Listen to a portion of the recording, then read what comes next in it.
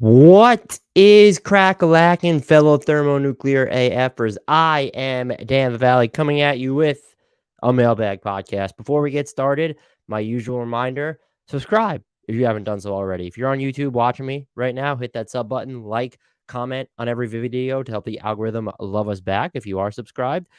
Subscribe to us on Apple Podcasts, Spotify, wherever you get your pods. Leave us ratings and reviews on Apple. I can't stress enough how much that helps. We've seen some ratings, but reviews also go a long way too. So please head over there. It takes a few seconds out of your day. If you've done all those things, word of mouth recommendations, tell people about us. We appreciate the shout outs on Twitter. I've gotten DMs shouting us out. Make them public. Tell me you've recommended people. If you convince someone to listen to this podcast, I want to hear about it. Join our Discord. The link to that is in the podcast and YouTube description. So go head on over there and follow us on all the socials is another way that you can help the show.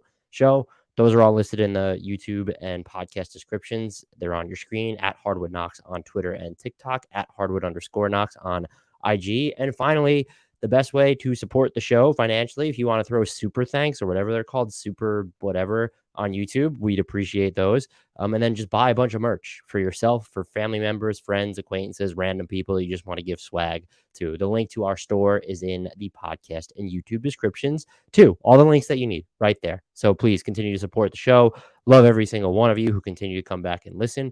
Let's dive in to this mailbag, though. A lot of really good questions, some of which, yeah, one of them, man, I had to think long and hard about. But let's begin with Mike H.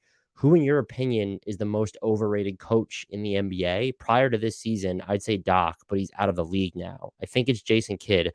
Was bad in Brooklyn, stunted player growth in Milwaukee, and his time in Dallas has been fine. Jason Kidd's probably a good one, but he almost feels properly rated at this point to me because people generally just don't like him and he's become a meme. The name that I think we probably need to start discussing, and I know that they've been a fantastic regular season team, and I know that they've been able to overcome absences to key players, but the offense has just been so vanilla, too reliant on offensive rebounds and getting out in transition. Is that a personnel issue? It might be. Taylor Jenkins, might be time to have a conversation about him potentially. I know he's like considered coach of the year candidate type deal. I just don't get inspired when I watch Memphis's offense. Maybe giving him a full year of Luke Kennard, that'll be fair. Beyond that, I don't know. When I was going through this, I don't know if there are any coaches that feel overrated. I mean, you can go with Billy Donovan, but like, why? He's not overrated. He's like the perfect Bulls coach for this roster because he just fits the essence of the Bulls at large. I really don't know who it is among the employed coaches, because you could talk about coaches that maybe you necessarily don't like or on the hot seat, like Wes Unseld Jr. in Washington. He's not overrated because you're just saying, oh, he's overrated by being employed, which is kind of fucked up to go that way. Another name, just how does Minnesota's offense fare with all these weapons with Chris Finch? He's supposed to be like this offensive mastermind, and they were pretty vanilla last year. Was that more to do with injuries than anything else? Just names I'm watching. Actually, looking at this, I'm pretty impressed that you don't go into this thinking, oh, like Coach so and so is just overrated. Do we need to have a conversation with Frank Vogel? Like, how does he instill defense into this Phoenix Suns roster? That might be something to monitor. And so when I even say overrated, or when Mike H says overrated, it's almost like not an insult right now. I think we need some more samples from other guys where it's, if you think Ime Udoka is right there, we obviously can't go with the first timers. That doesn't make sense.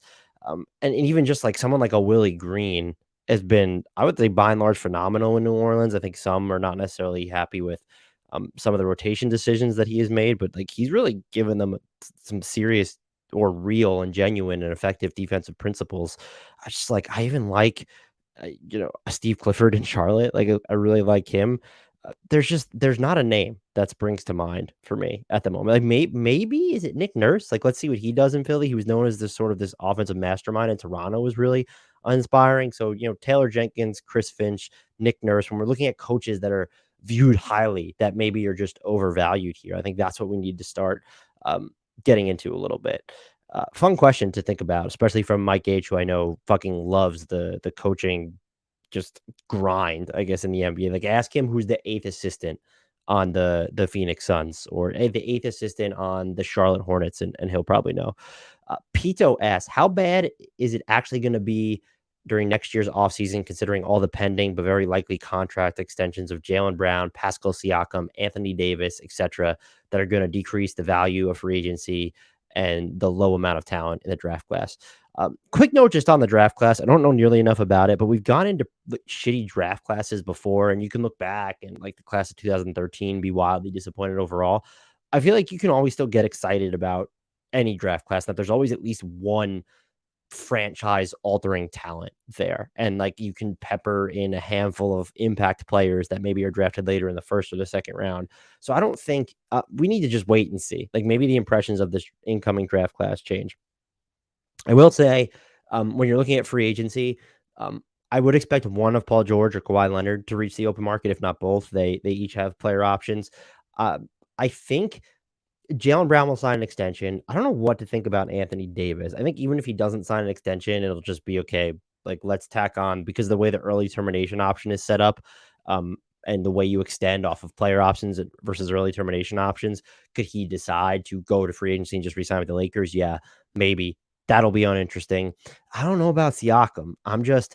I talked to S. Barahini about this on our last podcast, sort of ranked the most likely outcomes for what's going to happen. If he gets traded, I don't know that he signs an extension. It might be worth it to him. I mean, it would be worth it to him once a team can actually offer it, but he might decide to explore the open market at that point. So I think there's a chance he could reach. If he stays in Toronto, if he doesn't get traded, it's probably because he signs an extension, though. But he also might want to wait and see if he qualifies for the Supermax. I don't think Toronto would give it to him, but that's something he could do. There are, I think, good non-superstar names out there. OG Anunoby is probably going to hit free agency. I'd be shocked if he signed an extension, even with the new rules. Klay Thompson, maybe an extension candidate. Nick Claxton's going to be a fascinating free agency. By and large, though, and they're like, you could throw some restricted free agents in there, like Tyrese Maxey. Okay, great. Like he's not leaving. Like, it's just the restricted free agency is a fucking sham. I'm still aggravated that no team threw the poison pill at Austin Reeves just to maybe fuck with the Lakers books or try to call their bluff. I need to stop. Too many curses words on this podcast already. So far, I just free agency has changed. The dynamic of it has changed. The best players, for the most part, are no longer reaching free agency because it's worth it for them to sign extensions and then ask for out later. We've seen it with Kevin Durant in Brooklyn. We've seen it with Damian Lillard now in Portland. It's kind of get the money, figure out the rest later. And yeah, there might be players who are stars that are extension eligible. Let's use Giannis Antetokounmpo this summer. He can only tack on 2 additional years. So it doesn't necessarily make sense for him to sign an extension yet, but it will when he can tack on additional years. And then if they want to get out, you work something out after the time has passed and you become eligible. Free agency is just like totally almost scuttled at this point. Like, there is still, you get a Fred VanVleet leaving like he did this past year. But like I would say a player on OG Anunoby's level or like a Fred VanVleet level, like those feel like the biggest names we're going to see leave via free agency, unless any of these rules change or unless the infusion of TV money, like does the salary cap going up but only by a max of 10%, does that get some guys thinking about hitting the open market sooner? Or is the money, the one thing that I could maybe see happening here, does the money get just so astronomical players are not necessarily concerned with maximizing every dollar because they're just the bigger names, the stars know that they're just going to get paid regardless, and that it's going to be like wild money, because we're getting to that point where, yes, percentage of the salary cap, these 50, 60, eventually $70 million salaries, because they're headed that way, they're going to be the same, it's set a 35% of the salary cap or whatever. But like just the sheer sticker shock of that much money in one season, does it get to a point where players will just value the ability to choose or try to get to a different location or see what's out there, knowing that they could either re-sign with their incumbent team, or that even if they're taking less, it just doesn't fucking matter because they're still getting in the $200+ million range over the life of their deal. That's something I could see happening. But yeah, just the way everything is set up right now, I don't know if free agency is ever going to have a renaissance. And I think when you're looking at next offseason specifically to actually answer Pito's questions, knew more of the tax apron rules are going to kick in. So it's going to get even harder for teams in the second apron to operate. Right now, they can take back 110% of salary in trades. That's going to go down to 100%. The aggregation rules will get tougher. But when you're looking at just the penalties, there'll be teams that might be looking to duck that, even the first apron, more as they get to understand this. And so we could see a bunch more trades. And so I would expect the trade market to pick up in the coming years, just as teams try to grapple with the ramifications of the new, basically, like, I guess, soft hard cap, whatever you want to call it, just these new CBA rules. And so I don't think next offseason is going to be a sham. There will be, like always, will be being held hostage by like one or two or three guys, whether it's a trade request or a team like in Toronto's case that's really just looking to move this guy. So yeah, but look, free agency, I get it. I mean, it would be a pretty like if for some reason Siakam and Anthony Davis and Paul George and Kawhi and OG and Clay all at the open market, that might be in theory one of the more interesting free agency classes that we've seen in quite some time. Usher asks, one of the biggest talking points I hear about the Suns, besides defense, is who is going to orchestrate the offense. Why does it seem like there isn't a ton of faith in Point Book being a success? Is it small sample size, and because he had a true point guard next to him? Is there any evidence stats that can help us make inference whether Point Book will or will not succeed? Love the show as always. There's kind of a second part to this question too, but let's just actually, we should probably enter the second part first. And so Usher also asked, do you need to have a true point guard to have an elite offense? And the answer is no, just because the definition of point guard has changed, just as we're kind of moving away from positions. Like, as long as you have a quarterback, these initiators who, even if they're not the most talented passers, if they can at least react to the attention that they're getting, or just generate and hit really difficult looks for themselves. Like if you took take Luka Doncic as an example and remove the passing elements of his game. Like take it from he's like a 15 out of 10 on a scale of 1 to 10, move it down to like a 5. But just because he can score at every level and efficiently and hit these tough looks, he could be the driver of an offense. And now we kind of saw it with the Clippers last year, where their offense spent a lot of time in the gutter. But when they played with Kawhi Leonard and Paul George, who are good secondary initiators, but they're not Luka, they're not James Harden, like the bigger point guards who maybe, in James Harden's case, didn't even start out as a point guard in his career. They're not like these A++ passers. So you put Paul George and Kawhi Leonard on the floor. You take off any minutes that could have been with Russ Wall or Reggie Jackson. And I know that the tenures there didn't necessarily overlap, but you want to remove any of the minutes that had either one of those three on the court with PG and Kawhi. The Clippers still ranked in the 99th percentile of offense during that span.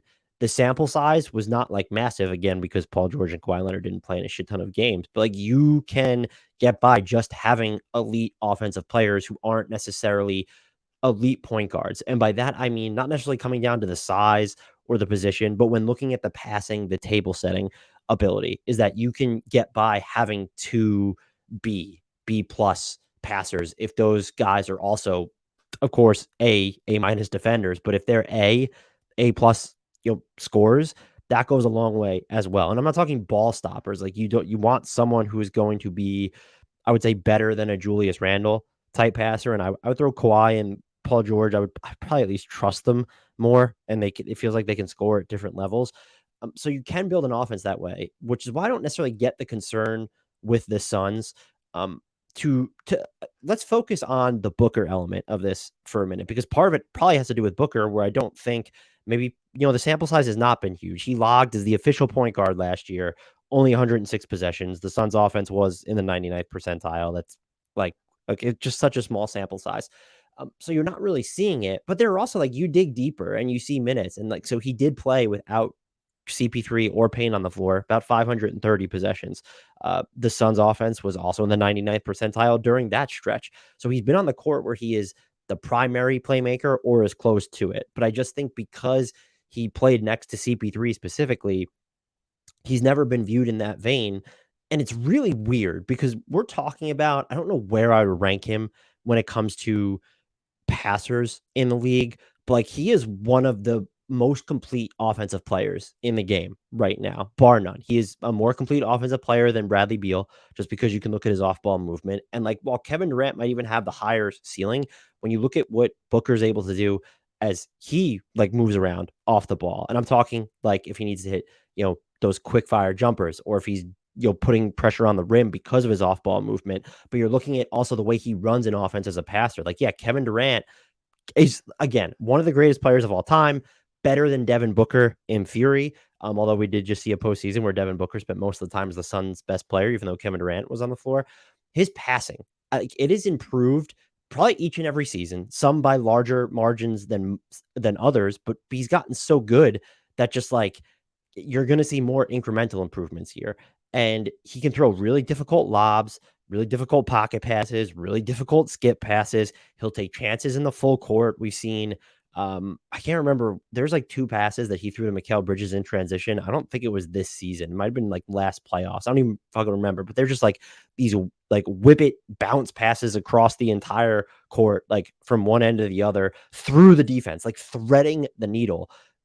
There are fewer than 10 guys who can throw that type of a pass, and Devin Booker is one of them right now. I do think he can telegraph some of his reads, especially when he's looking for big men. He can become really like zeroed in on it, but he just throws the ball through traffic so well, or uses the right height and different angles, because it's not just a chest pass or a lob, or a bounce pass or just a basic pocket pass. Like he can do all like make all these different types of passes. So he's a more versatile passer and also does it while he's under control.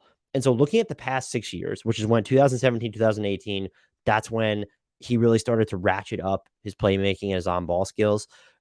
He has had an assist rate over 26 and under 13 of everyone who has logged at least 10,000 minutes during this span. And that's still less than 2,000 minutes a season. It wasn't just some arbitrary number. I thought 10,000 was okay. These guys have played a bunch, but who has also hit those benchmarks? An assist rate over 26 and turnover rate under 13. The only other players to join Booker are Damian Lillard, Fred VanVleet, Spencer Dinwiddie, DeJounte Murray, Steph Curry, and Kyrie Irving.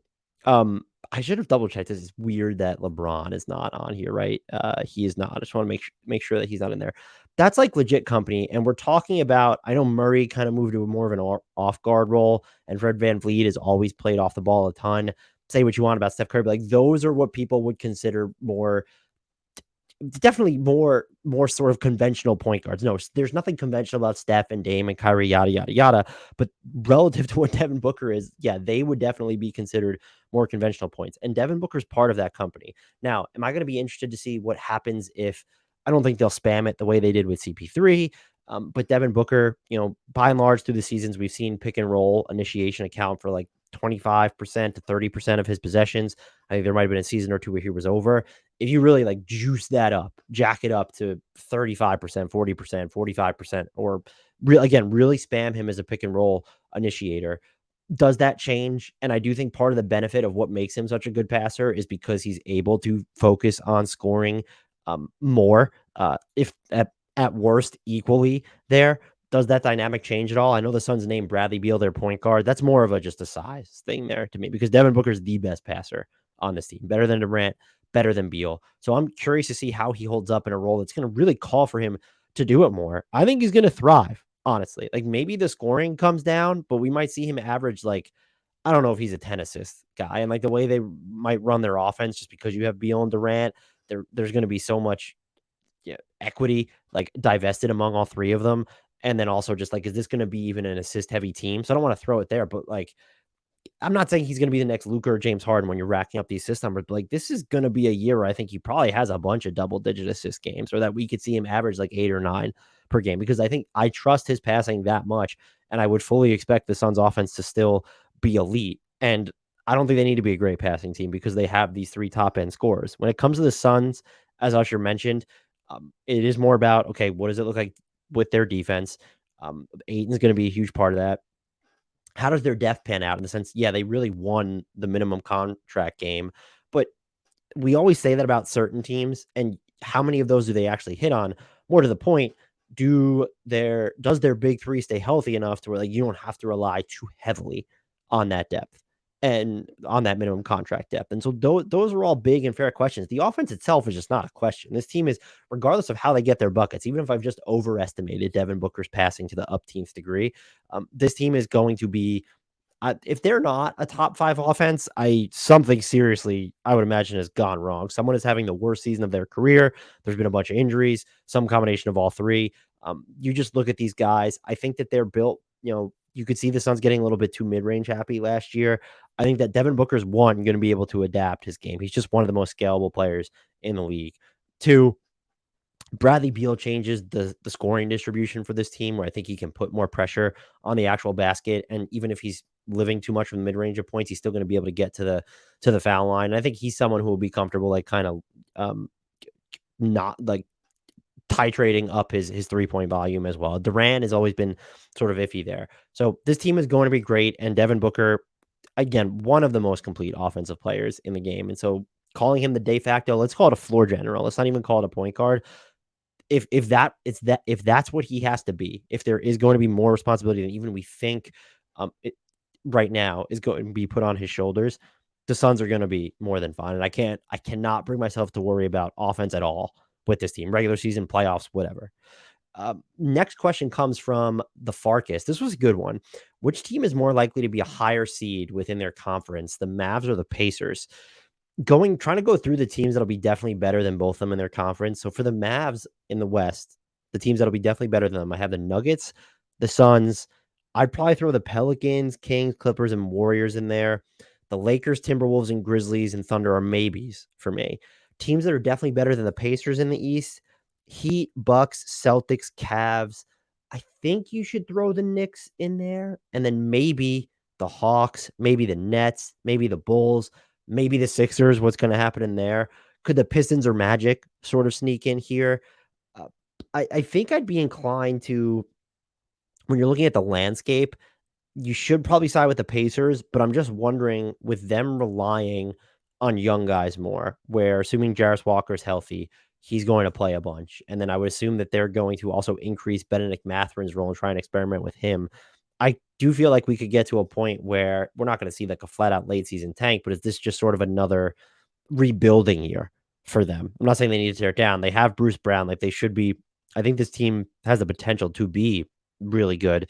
But if you were asking, it's really tough. I'm gonna go with the Mavs just because the two stars, Kyrie Irving and Luka Doncic, like, they're really entrenched. I might like the balance of the Pacers roster a little bit more, but again, them investing so much, I would assume, developmental equity in Jarris Walker, in Benedict Mathurin, even giving Andrew Nemhard a bunch of minutes. That's someone who might actually start for their team. Does that, you know, eat into their immediacy at all, the ceiling in that regard? Even if, like, how much are they going to play Obi Toppin? And just like, if you're going to give Isaiah Jackson and Jalen Smith run this season as well, how is that going to work? Let's not forget they drafted Ben Shepherd at number 26. This could still really be another developmental year for them. And so I'm going to go with Dallas. I think they'll be more invested in the here and now. And I think even in what could be considered maybe a tougher conference when you're looking at higher end competition, just the way the offseason has unfolded. There's the Bucks and Celtics kind of at the tippy top of the East right now. Maybe the Cavs can crack that tier. Do the Heat get there if they have Dame? But as of right now, it feels like it's the Bucks and the Heat. Again, maybe the Cavs could be there. Where in the West, like, I could see a lot of teams just being like top tier. The Suns and the Nuggets for sure. If the Clippers or Warriors and their health breaks right, and then there's just like a bunch of maybes where the Grizzlies and the Lakers and what do the Timberwolves look like? The Kings were right there last season. What if the Pelicans stay healthy? So I get that is stiffer competition in theory. I'm still going to go with the Mavs. I wouldn't trust that because I have very little faith in the Mavs. Nugs asks, why aren't the Nuggets? And by the way, my lack of faith in the Mavs has more to do with who we trust in to defend wings on this team right now. Is it like, does Dante Exum need to play, and what does Josh Green really look like in that role with nobody else to, excuse me, really help him out? So that's a really good question though. The far, because I'm gonna go with the Mavs finishing 100%. Yeah, I'm gonna go with the Mavs finishing higher in their conference. I'm still not sure. The Nugs asks, why aren't the Nuggets going to be better next year than last? Jokic and Gordon at least as good. Murray better another year removed from injury. Porter potential to be a lot better with continued health. Vlatko Chanchar and Zeke Naji getting better and still on the upswing. Peyton Watson, a long plus defender. All three rookies look like players, especially Hunter Tyson. And last but not least, Reggie Jackson, comeback player of the year. What could go wrong? Look, I think as of right now, they're a worse playoff team without Bruce Brown. The regular season, they should be fine. As Nugs also mentioned, the Christian Brown kind of stepping into the Bruce Brown role. Here's where I land is just one, I haven't seen the ball skills from Christian Brown or on ball decision making of Christian Brown suggest that he can supplant that element of Bruce Brown's game. And I don't think there's anyone else on the roster right now that can do that. And you are dealing with unknowns in the sense that, okay, the Nuggets have done a good job of giving guys shots of, their developmental guys. But Christian Brown played last year because they thought he was ready. all I kept hearing was Peyton Watson was ready, but like that wasn't someone who really saw the floor. So Watson and Strouthers, those are all mysteries to us. And Hunter Tyson, how many minutes do they actually play? And look, Zeke Naji, they've been trumpeting, they've been calling for the Nuggets actively in the organization, been calling for the Zeke Naji breakout, predicting it for like 3 years running, and they just go on not to use him. So I need to see this team in action and see the development of these other guys, including Brown, to believe that they will be better than they are last year. Because as of right now, by virtue of just losing Bruce Brown, I'm not as worried about the Jeff Green absence. I'd rather him than DeAndre Jordan on the roster, but whatever. They are a worse team. I do not think they will feel it in the regular season as much, but they could really feel it in the playoffs. I will say, yeah, the Murray being another year removed from health. Michael Porter Jr., though, is just sort of a swing piece. Really, really interests me. Just some of the moments he had in the playoffs, and I know he struggled a lot with his shot in the later rounds, but as someone just looking at his defense, the way he played, the aggression with which he crashed the glass, even if it's not evident game to game in the regular season, that is someone who can really kick it another like gear or five, and that changes the entire, well, not the entire, but that changes, or I should say buoys the trajectory of what I would still argue is the best team in the league even further. Unbiased Pistons fan, why didn't the midseason tournament use divisions for their groups? I see no other purpose for divisions, and I think they missed a big opportunity to build rivalries back up. I really like this latter point, not something I had thought about, where we could make, they have divisions, so like let's bring back some of these rivalries. My guess would be, and they did make sort of a big to do about the way they determined these buckets of teams. They wanted to make sure that there wasn't some wild imbalance. And year to year, I think, yeah, some of the fields might look a little bit more imbalanced, but I actually, when Grant and I were going through them, I was actually impressed with how intriguing all of them were. And so this year specifically, though, if you had stuck with divisions, Miami kind of just could have rolled through the Southeast division. Could Denver have rolled through the Northwest? I don't mean to just dismiss all those teams in there, but we don't know what's going on in Portland. Utah's kind of going through a rebuild. Like there's talent on those teams. Could Minnesota, are they going to be that good? What's Oklahoma City going to look like if they're going to continue to disperse minutes between what looks like a 21-man rotation? Yes, I know they can't have that many players under contract during the regular season. So I just think the way that they set it up was to avoid situations. And I think the best one to use would be the Southeast, unless you're just super high on the Atlanta Hawks. Like Miami going up against this year's Magic, Charlotte, Magic, Hornets, Wizards, and Hawks teams just feels unfair, especially if they wind up getting a Damian Lillard. That would be my guess, is that they wanted to preserve the parity, and I don't know that divisions actually do that. However, the idea of sort of division rivalries kind of being reborn, super interesting to me. But maybe they also didn't want to give themselves a reason to keep divisions any more than they have, where eventually those have to be obsolete. I'm convinced. The Trey, Real, Stroker, Murphy. My question is, do heavy teams just not work? Is that a thing of the past? Do we have to watch the KD Nets 2.0 fail to prove that you need at least 9 good players to have a chance? Look, I still think a lot of this just comes down to health and a team's willingness to pay that many stars and then continue to make moves to build around them. Where, yes, we can give Matt Ishbia kudos for signing, for any CBA nerds out there. Like the way these minimum contracts work is that if you sign a 1-year minimum contract, teams will get reimbursed the difference between that and like this scale. So like an Eric Gordon, who came in at, what was he at? They get reimbursed for part of his salary if it's just a straight 1-year contract. Now, if you add any sort of like player option to that, you're not going to get reimbursed. And so Keita Bates, Diop, Drew Eubanks, Eric Gordon, Utah Watanabe, all getting player options. The Suns have to pay out of pocket for that's going to add to their tax bill, basically.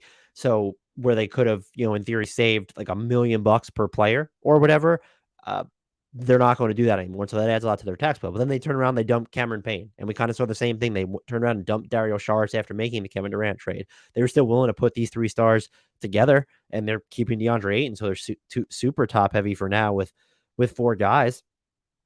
It's just, what does the health look like? You have to survive the regular season. You have to be good enough to at least be in a position to where you're not fighting from a deficit in the postseason. And then you need all those guys to be healthy in the playoffs. You're banking on 2 dudes here who are over the age of 30. There's risk there, but there's also 2 guys who are on the right side of 30 in Devin Booker and DeAndre Ayton. And so if Ayton has a bounce back year, this team looks a lot different. As of right now, I think they're I don't want to say clearly because we haven't gone through this and there's still a lot of offseason left to go, but they feel like the second best team in the West to me. And look, the Nets, again, if it wasn't for health or Kyrie's being Kyrie, the best way to put it, that team probably has a title. Like they could have had a title depending on what happened if Kevin Durant's shoe size was, one or two smaller. So there are a lot of ifs, and if it was a fifth, we'd all be drunk, all that. Um, I just I think that the model to get to three teams, owners definitely don't want it because of the way that this new CBA just worked out. And it's ultimately cheaper to not have these three guys because it's not just about paying all three stars. That's certainly part of it. It's that there's an expectation. You need to figure out a way to put talent around them and exhaust all your assets necessary. Even the Suns right now, like not just ballooning Torrey Craig's salary when they had his early bird rights. He ends up in Chicago. Bismack Biyombo still floating around out there? Or are they going to drum up his salary with early bird rights? Like it's just so expensive that I think, and that's to Trey Real Stroker Murphy's point that you need at least 9 guys. I just still feel like if you pick the right 3 guys where they're all at the right points in their career, or if you just get a season of relatively good health, I think the issue is when you're forming these 3-star, you know, like these three star just factions, whatever you want to call them, they're so shallow already. And then you're also getting probably at least 2 of these stars really when they're on like their third, fourth, whatever contracts. And so they're just inherently older. You're not seeing these formations happen as early in player careers, where it's like when the Thunder having James Harden, Russell Westbrook, Kevin Durant, even Serge Ibaka on the same team way back when. And even those could get, when you look at Cleveland, like, does that get untenable a little bit when you start thinking about next deals for literally everyone else on the roster? I still think that there's a place for heavy teams and that they are uniquely built to shine in the playoffs, but you have to either one, hit at an exceptional rate on the margin signings, or 2, be willing to get creative and spend. And we've kind of seen that with the Warriors. Like, yeah, they have all this top heavy star power, but they're always kind of willing to spend. And we've seen them kind of walk back a little bit from that. But they've been able to, even when we think they're shallow, like they have like 6 or 7 guys, it feels like, at all times. And so that's, to some extent, Joe Lacob and co are responsible for that. But it's just so expensive. I think that teams or owners of these teams don't actually want it to be on the table. The fact that they have these additional aprons in place makes it easier for them to opt out of those scenarios, or to be, well, hey, if we even have 3 stars, like we physically can't do all this stuff to place even more expensive talent around them. It's just untenable. I don't think they might become fewer and further between. I think even now they kind of have. They'll certainly be harder if the NBA ever expands to 32 teams. I just think it depends on the 3 stars you're putting together. They're never going to go away. Like the mystique of it all, uh, they might always happen in the same sort of slapdash fashion where 2 of these guys are joining another guy. And those 2 are kind of later in their careers, or at least one of them is entering or exiting their heyday, rather, I should say. So I don't think they're ever going to go away. But to say that is there a risk there? Yes, but there's a risk in everything. And when you look at how hard it is to win a championship in the NBA, it is so difficult that your risk profile is going to exist at a uncomfortable level no matter what. Just because the Nuggets were so deep last year, they weren't guaranteed to win the title. There were so many people trying to poke holes in that roster, and their bench wasn't even deemed a strength of theirs. Like Boston's depth has been touted to no end. They've still yet to win a title. The depth in New Orleans, that was still derailed by poor health. And so there's just so many wild card elements to this that having 3 stars in their prime still, or at least like close to it, whatever you want to say about KD, that still might be the most efficient path to title contention. Is it the most efficient path to winning a title? I'd probably argue yes, because the chance is just so small that to have these 3 top 15, top 20 guys in a place at once, or in any given season, they could be 3 of the top 20 guys, because I don't know where people feel Bradley Beal lands. I don't even know where I think Bradley Beal lands at this point. I haven't given it enough thought. That's why I think the intrigue is still there. If it does get untenable, I think it has more to do with the financial logistics than anything. And I don't, you might need at least 9, 10 good players or operable, playable players to get through the regular season if you don't want to tax your stars too much. It all just comes back to that for me, is if those 3 stars are available in the postseason, you've given yourself more of a chance to win a title than most of the other teams in the league. And if you can put yourself in that position, and maybe look, if you viewed the Suns as sort of faux contenders entering the playoffs this year, that's fine. But like CP3 was well past his heyday. And like when it's happening mid-season like that, you didn't get to go through a training camp or anything. It's a lot harder to come together, no matter how scalable someone like Kevin Durant is. Mike H, what's the best absolutely not happening outcome for the star trade request, and why is it? We find out that Dame Lillard wants to retire and take up bowling, and that James Harden was a figment of our imagination. So let's run through the list here. Kyrie Irving talks to James Harden about teaming up in Dallas, would be one. James Harden retires to finance and star in a silent burlesque Broadway play.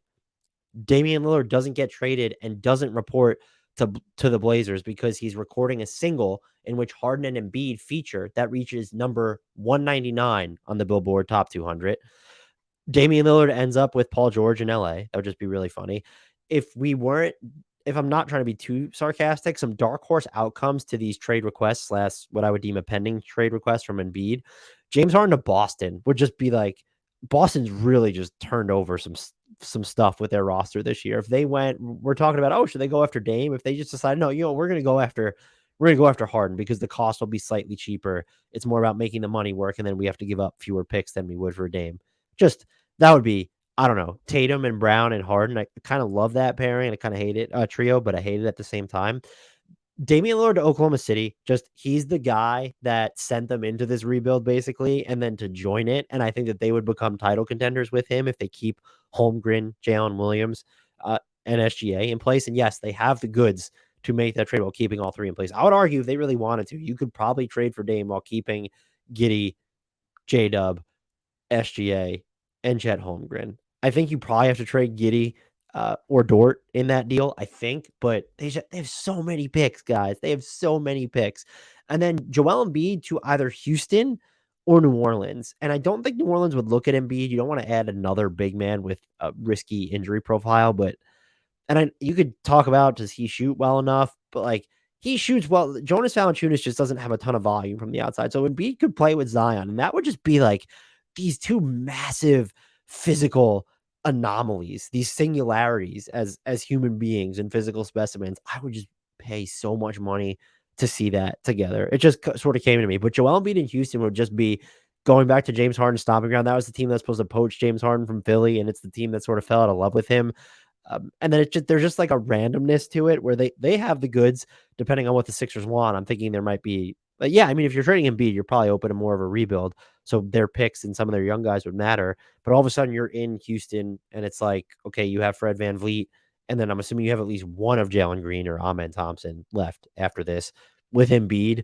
Dylan Brooks is there. Like, is Tyrese Easton still part of that deal? Is Jabari Smith Jr. still there? There's so many moving parts. But Houston with Embiid would just be like, okay, what do we have here? It feels like it's something, but what is it actually? I also thought about the Spurs for Embiid. Embiid and Wemby would be just so much fun. But we could go down that rabbit hole for approximately ever. Next question comes from Muckle, who's had the best offseason so far, and why is it the Summer League champion Cleveland Cavaliers? Shout out to Isaiah Mobley for winning the Summer League championship MVP, final MVP, whatever it's called. If I had to pick, let's go through some of the tiers that I separate these into. Got a lot better. The Cavs, the Pistons, the Rockets, the Lakers, the Bucks, the Suns, and the Spurs. Kudos for starting over bucket, the Washington Wizards. Off seasons I kind of like Utah and Minnesota. And then this could end amazingly or super poorly, Boston and Golden State. If I had to pick the best off season, am I going to pick the Bucks? Just the Crowder and Beasley minimum signings, and then getting Middleton and Lopez. Lopez's deal was inflated, but it's just so short term. I don't know. I mean, the Suns, you have Bradley Beal, so like that's easy thrown there. The Spurs with Wemby, I like some of their other moves, the Julian Champagny retention, and I like getting Reggie Bullock and using your cap space to have Campaign and even Jetty Osman, like real basketball players. Man, is it the Pistons? I think it might be the Pistons. I love Oshar Thompson, and I like the fact that they decided to roll their cap space forward, basically, by getting a Joe Harris, getting a Monte Morris. So the theory of this roster, it's still sort of jumbled a little bit. There's a lot of overlapping ball-dominant talent, Killian Hayes, Cade Cunningham, Jaden Ivey, Oshar Thompson, that they have to figure out. But the roster also makes more sense because you can get to, yes, I hate the dual big setup, and they still seem like they're semi-married to it, but it's just the way that they have their perimeter rotation set up now, or that stash of bodies, cachet of bodies on the perimeter, you're gonna see more of Bojan Bogdanovic at the 4, and then all of a sudden that just makes so much sense with his shooting. You have Joe Harris to throw in as a shooter, Alec Burks, Monte Morris can still snake his way to pull up middies and also stretch the floor himself. I think I'm in love with the Pistons offseason. This is I like the Monty Williams hiring as well. That's weird. The Cavs definitely belong in the conversation, Muckle. I could see it just being like we look back and go, wow, like Boston or Golden State took those risks and really killed it. Utah, I like a lot of the business they did, and Minnesota kind of making the moves on the margins. They didn't do anything just like too nuclear. Utah getting John Collins, like, is that something we could look back on and be like, oh, okay, look at what they did, and they got creative with their Paul Reed offer sheet, kind of screwed over the Sixers a little bit. I like the Jordan Clarkson renegotiate and extend, uh, but just like I think it kind of. I mean, I will say, I love the additions of Bryce Sensabaugh and Taylor Hendricks, and even a lot of people really like Keontae George. So there's maybe it'd be Utah, but I really think I'm looking at Detroit, Cleveland. Do I throw? I'm not looking at Boston or Golden State. Just wouldn't surprise me if one of them ended up being the answer here. HP Burgie, what's the best Team USA starting lineup in your opinion? Also, what are some funky lineups they should run? So I haven't really given much thought to Team USA, and I had to look up and like double check the roster to make sure I wasn't off. My starting lineup would be Tyrese Halliburton, Anthony Edwards, Mikal Bridges, Jaren Jackson Jr., and Walker Kessler, which I think might surprise some people who listen to this podcast, but just give me the dual rim protection. And it's everyone at that position is a really good defender there. And then you can do things with, okay, Bobby Portis is coming off the bench. So is Cam Johnson and Paolo Banchero. So you have sort of these fringe bigs. That gives you the flexibility, especially with everyone else being able to shoot threes. Just throw Walker Kessler out there. A funky lineup, though, we're going no point guard, no center. So Ant Edwards, Brandon Ingram, Mikal Bridges, Cam Johnson, and Paolo Banchero. I kind of love that lineup. It's like gets a little bit iffy. Do you think you have enough playmaking? I think just the leap that Mikal has made.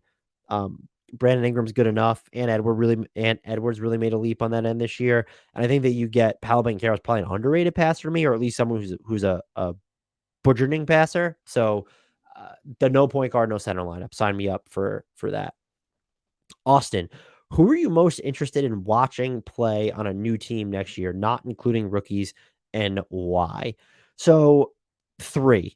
I'm fascinated by Kristaps in Boston, almost morbidly so. What does that do to their switchability going from Marcus Smart to him on defense?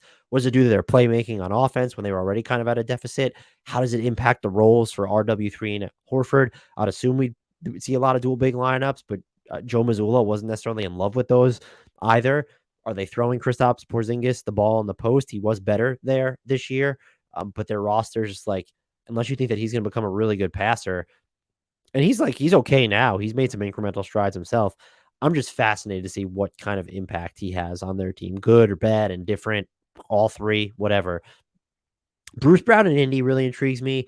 They still in Indy just don't have like a surplus of true sized wings, but they give Bruce Brown a bunch of space to work with in most of their lineups. And then just by adding him and then Jarris Walker gives you a lot more ball pressure than you had last year.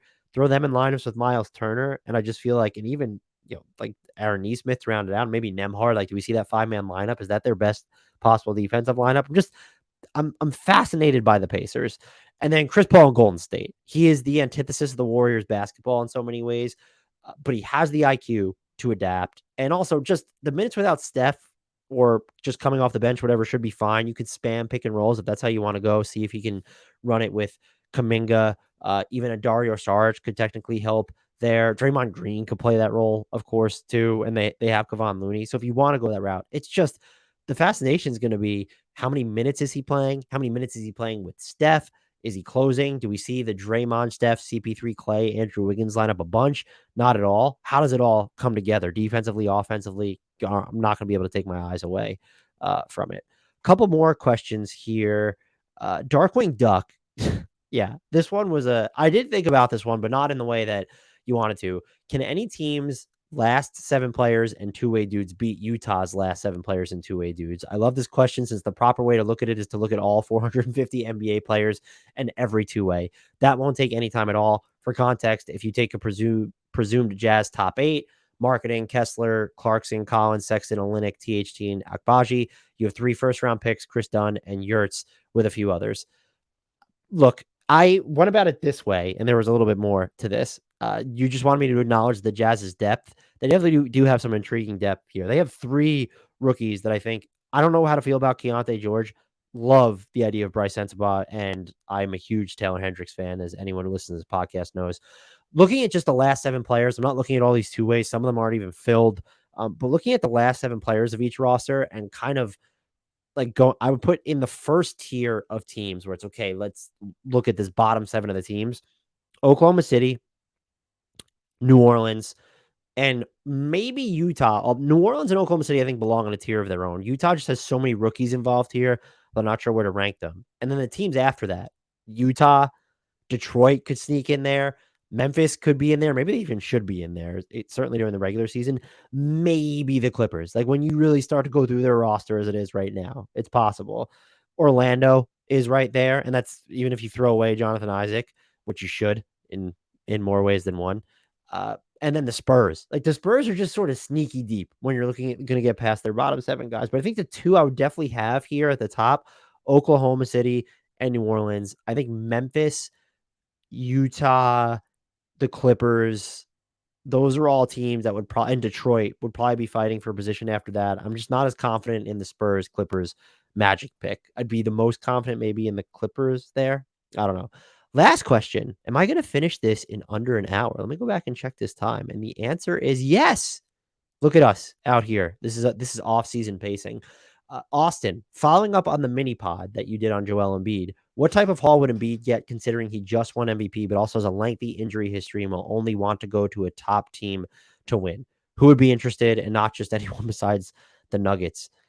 Look, this is complicated. I will say there's value in the team making this decision before the player. And we saw it with Rudy Gobert and Donovan Mitchell, where it didn't get to a point where either of those guys requested a trade. I'm not sure Rudy Gobert ever would have had the prestige to do so. Could you see a scenario where the team that trades for Joel Embiid gets less than the Jazz got for Rudy Gobert? Absolutely. If Embiid requests out and he gives them a very distinct wish list and teams take that seriously. It's a little different here because he's not on the same yet anyway. Like he's not on the same aging curve as Damian Lillard. We're talking about someone, yeah, he has his injury history, but he is younger. I think he even 30 yet. I'm gonna have to change my seat. I'm getting used to this new mic positioning at the moment, which I'm probably gonna change. I don't know that I love seeing the stand in the way of everything. Yeah, he's 29. He turns 30. So next year's only his age 29 season. He's already won an MVP. He plays both ends of the floor here. That's like it's going to be an easier sell, even if he doesn't want to be on your team, especially because, or in theory, doesn't want to be on your team. Because if you move him now, and that's what I'm kind of operating on the assumption, you have 3 guaranteed seasons with him left. And then there's that 4th-year player option in 26, 27. So I think if I'm just trying to like kind of consolidate the idea of assets, so let's say first round picks or prospects, like the equivalent of first round picks, I think you're probably looking at, if I set the over under at 4.5, I would take, maybe it should we set it at 3.5? If it's 3.5, I'm taking the over. If it's 4.5, I'm probably still taking the over, where it feels like the team that gets him has to give up 3 firsts, 2 players that would be the equivalent, at least, or 4 firsts and 1 player that would be the equivalent, plus swaps. And so I would say something along the lines of that would be around the 5. If you look back at it, and we did this with the Jazz trade for specifically Rudy Gobert. How many first round picks does that amount to? Like Walker Kessler counting as a first round pick there. I would say 5 for Joel Embiid, and that's not including swaps, salary matching, maybe some more immediate, like who was viewed as the Lauri Markkanen in that type of a trade. When you're looking at teams that could be interested, it might change depending on the time of the year. Like, does Boston come and take a look if they're getting closer to the trade deadline? They have that Kristaps Porzingis matching salary out there. Brooklyn, I could see being interested. I could see Charlotte trying to get involved. I don't think Chicago has the assets. Dallas doesn't have the assets. Denver, no. Detroit has the assets, but I don't know. I mean, they beat in Detroit. You keep Cade. I, I, I would actually like it. I just don't know that they would be interested. That really does accelerate their timeline. Golden State would be a no, and they probably don't have enough at this point, just with Kuminga, Moody, and picks. I could see Houston being interested. Indy, probably not.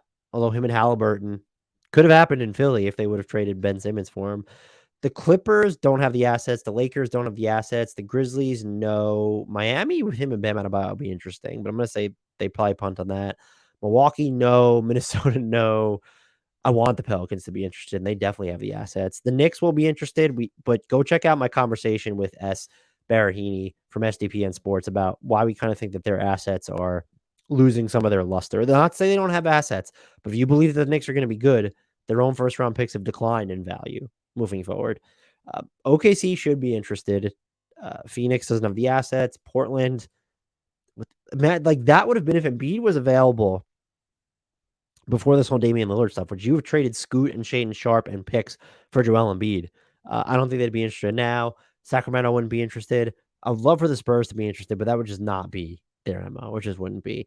Toronto could build something around OG and Seattle. Like, would you give a You wouldn't give a Barnes for KD. I don't think you would for Embiid. That might be a sleeper team there. Utah's not going to be interested probably just with the way Ainge uses timeline, and they have Kessler in there. And so I don't know if going all in on Embiid makes the most sense when you have question marks aside from Larry Markkinen and basically everywhere else in the roster. And then Washington, no. So I would say if I had to narrow it down to the 5 most aggressive teams in the Embiid sweepstakes, I would say I think Brooklyn would be one of them. The Knicks would be one of them. That's 2. I think Houston, I know they have some bigs in there right now, but I think Houston would really try to get itself involved. I want to say that the next 2 aggressive teams would be New Orleans and OKC, but I just think so differently from those front offices. So I'll throw those if I had to pick my 5 favorite Embiid, but yeah, so 3 teams, we need 2 more that would really be involved in the Embiid sweepstakes. Brooklyn, New York, Houston. Man, this is I'm just trying to I don't want to pick. There are teams that just the 5 most. It's not going to be Boston. Would it be Charlotte? Like, is that something Charlotte would do? New ownership trying to make a splash? I don't know. I don't know. I don't know about that. Yeah, I'm like I don't even know if like would you guarantee Toronto would be one of the 5 most aggressive teams? I think I named the 3. Uh, I'll go with we gotta go one of New Orleans or OKC. Like OKC's gotta just I'm gonna throw OKC in there. They have the assets to where you could try and pair him with Chet Holmgren and SGA. So I'm just gonna say OKC in there. I had to pick between them or New Orleans. And the other one, I don't think it's the Spurs. Would it be Toronto? Like just trying to wedge open their window in a different way? Probably not. They have Jakob Poeltl there, so they can't even make that deal. Right. I'm just going to say Charlotte. That just seems like a team that's going to be like, we would never get this player in free agency. And even if we see this through to the bitter end and just have 3 years of him, Charlotte, Houston, New York, I'm throwing OKC in there. I don't give a fuck. And Brooklyn would be the 5 teams I think would be most aggressive. Now, the 5 teams that I would want to be most aggressive, the Knicks for sure. We can keep them on there. OKC, New Orleans. It just feels like such a eclectic and eccentric group that we would end up seeing. Detroit. I want to see Detroit do it. Jalen Duren's nice and they have other bigs, but no, like I want to see Detroit do it. And then what other team I want to see go after Embiid? That might be. I don't want to. Is it my default to Brooklyn? Chicago just doesn't have the asset juice. Can I talk myself now? Golden State's offer I don't think would be good enough. I might just stop at those 4 teams. It'd be really funny if Memphis was just like, fuck it, we're going to try and pair him with Triple J. That seems too tough, though. Orlando, no. This is tough. If I had to pick a 50, the Spurs. Yeah, let's go with the Spurs. I want to see the Spurs, the Thunder, the Pelicans, the Knicks, and the Pistons really go all out for Joel Embiid. Not if he becomes available, when he becomes available, because it's tracking in that direction. Hope you all enjoyed this mailbag episode. If you've made it this far, please subscribe and also help us build the community. I'm asking everyone who's a regular subscriber, recommend us to people or shout us out. Ratings, reviews, Apple, Spotify, YouTube, commenting, liking every video. I try to respond to as many comments as possible, but if I don't, just again, you're trying to help the algo there.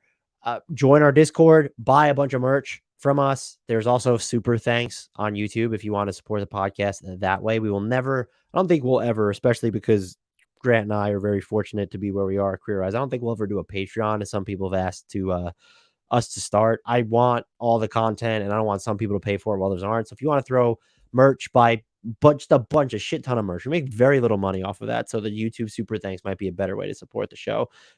But yes, thank everyone who subscribes. Tell people others to subscribe. And until next time, and as always, I leave you all with the shout out to the one, the only, the indelible, the one who's still floating around in free agency, inexplicably, Frank Ntilikina.